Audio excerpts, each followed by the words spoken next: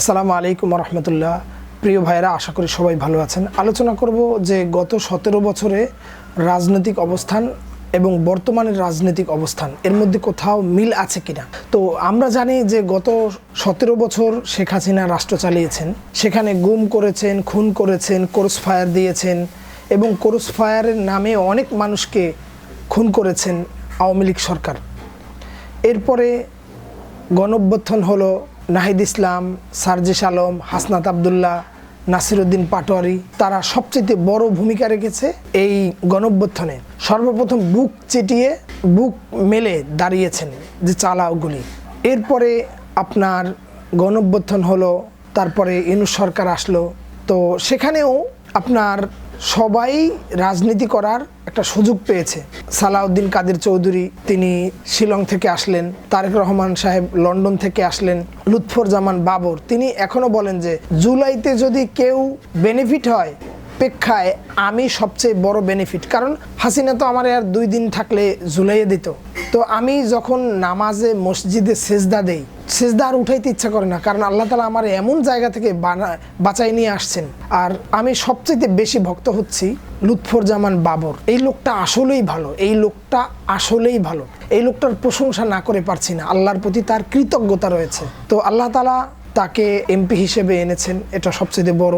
জনগণের জন্য চেষ্টা করছেন তিনি যে ভালো কাজ করার জন্য। তো এরপরে আপনার সবাই জেল থেকে বেরিয়ে, যেমন ফখরুল ইসলাম আলমগীর সাহেব, এরপরে বাবর সাহেব, এরপরে আপনার আব্বাস সাহেব, তো এই রকমের যারা আছেন তারা সবাই আপনার জেল থেকে বেরিয়ে তারপরে বললেন যে এই ছাত্র জনতা আমাদেরকে আজকে মুক্তির ব্যবস্থা করে দিয়েছে, গণঅভ্যুত্থান না হলে কিন্তু আমরা কখনোই আর বের হইতে পারতাম না, স্বৈরাচার শেখ হাসিনা আমাদেরকে জেলে বন্দি করে রাখতো। তো বিএনপি সবচেয়ে বড় উপকৃত হয়েছে এবং সবচেয়ে বড় উপকৃত হয়েছে, কিন্তু সেই বিএনপি এখন তারা বিরোধী দল হচ্ছে, আর একজন আরেকজনের বিরোধী। বিএনপি ক্ষমতাসীন, আর এখন এনসিপি, জামাত ইসলাম তারা হচ্ছেন বিরোধী দল।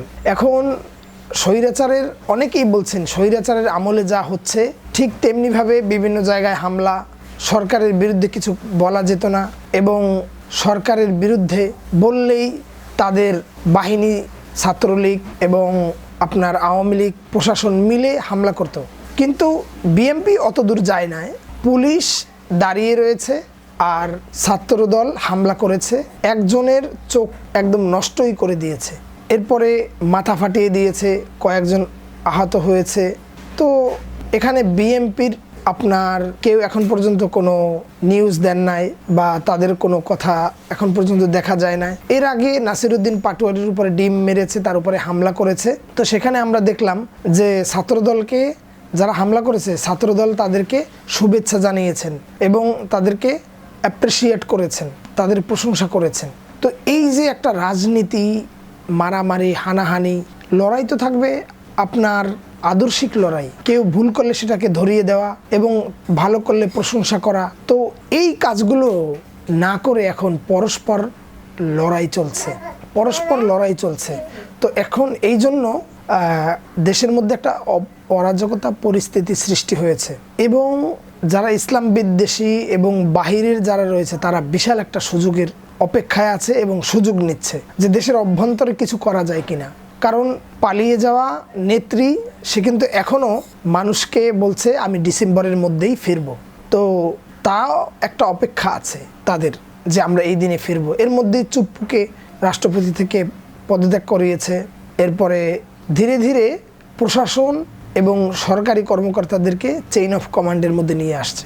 তো আমরা সাধুবাদ জানাই যে চুপ্পুকে বরখাস্ত করেছে, পদত্যাগ করছে। আর আপনার এবং অত্যন্ত দুঃখ প্রকাশ করছি যে বিভিন্ন জেলায় হামলা হচ্ছে, ধর্ষণ হচ্ছে, মামলা হচ্ছে। এই দিকে যদি তারেক রহমান সাহেব যদি একটু নজর দেন তাহলে হয়তোবা এটার কিছুটা কম হতে পারে এবং হয়তোবা আগামী 5 বছরেও সম্ভাবনা থাকতে পারে। আর যদি এভাবে তারা যদি তাদের দলীয় বাহিনী যারা আছে হামলা মামলা করছে এবং ন্যায় বিচার যদি প্রতিষ্ঠিত না করতে পারে তাহলে একটা পরিবর্তনের সম্ভাবনা আছে এবং দ্বিতীয় পক্ষ যে বিরোধী দল তারা ক্ষমতায় আসার সম্ভাবনা রয়েছে। তো আমরা সবাই দেশের নাগরিক হিসেবে ভালো একটা কিছু চাই। দেশ শান্তিতে থাকুক, দেশের মধ্যে শান্তি বিরাজ করুক, সবাই ভাই ভাই হিসেবে চলবো, হাতে হাত রেখে চলবো, দেশকে এগিয়ে নিয়ে যাব। এটাই আমাদের চিন্তা চেতনা এবং কামনা বাসনা। সালামু আলাইকুম রহমতুল্লাহ।